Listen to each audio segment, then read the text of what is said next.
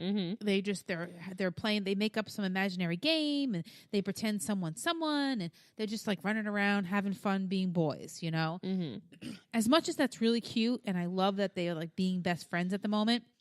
Which sometimes always turns into like he pushed me too hard, but I'm like too fucking bad. Never That's what fails. you get. Yeah. But it's like, I don't need you to be running around right now. It's fucking bedtime. You need to relax. So me and Tim had asked them like multiple times to stop doing something, and they didn't do it. And then it was like another thing, and they wouldn't listen, or they said no, and that's what it just drove me nuts. And I blew my top, and I was like, that's it. No device tomorrow at all, day or night.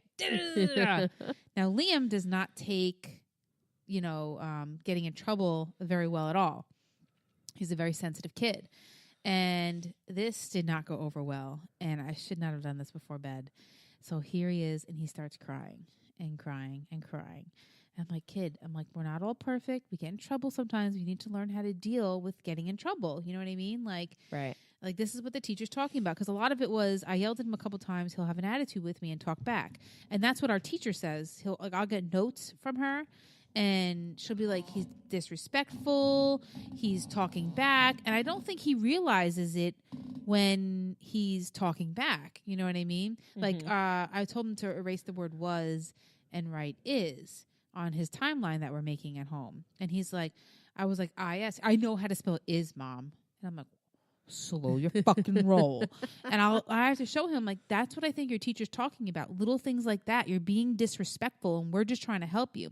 Well, tonight's meltdown turned into how I brought Logan to Before Care. And he wasn't the last one to see me, and how bad he felt that he ruined everybody's morning.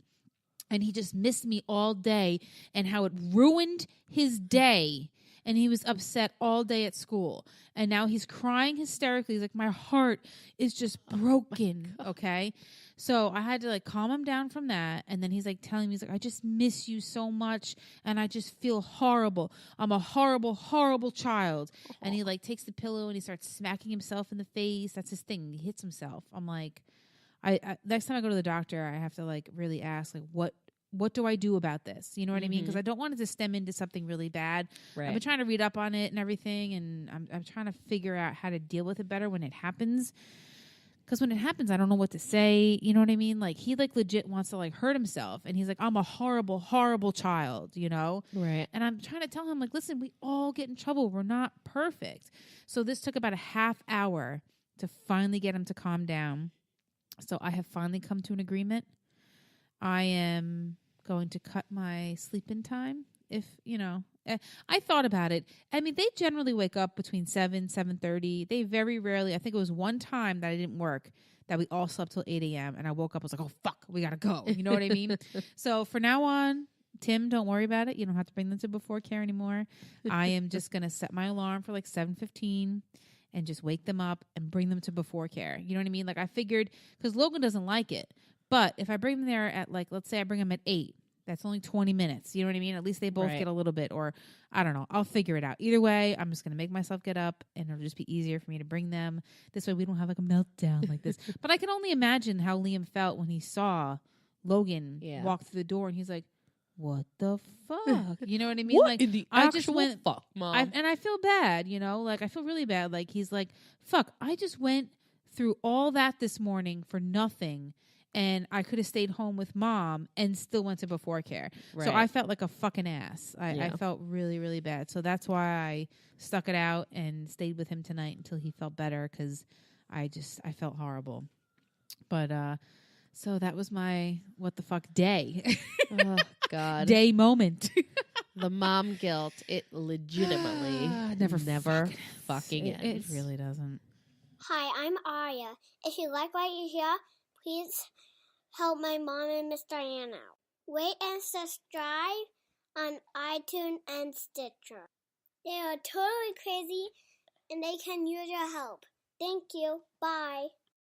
So, mamas, whether you have a huge life-changing event that's about to change your schedule and your kid's schedule and everything else, just know eventually it all figures its way out, and you always end up landing on your feet.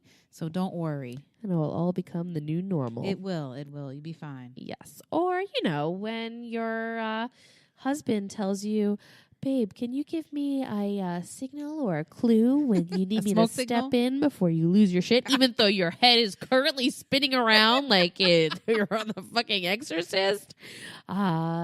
Just know you're not the fuck alone. Nope. So if you have any suggestions of any topics you'd like to hear, or if you want us to possibly share your what the fuck moment of the week, email us at momsmouthingoff@gmail.com. You can also find us on Facebook, Twitter, and Instagram. And we'd also like to have a big shout out, big thank you to our friends, family for giving us the material we use every week. Without them, this wouldn't be a podcast. No, it would not. So thank you. We love you. And until next week, try not to lose your shit. Yep. Bye, mamas. Bye.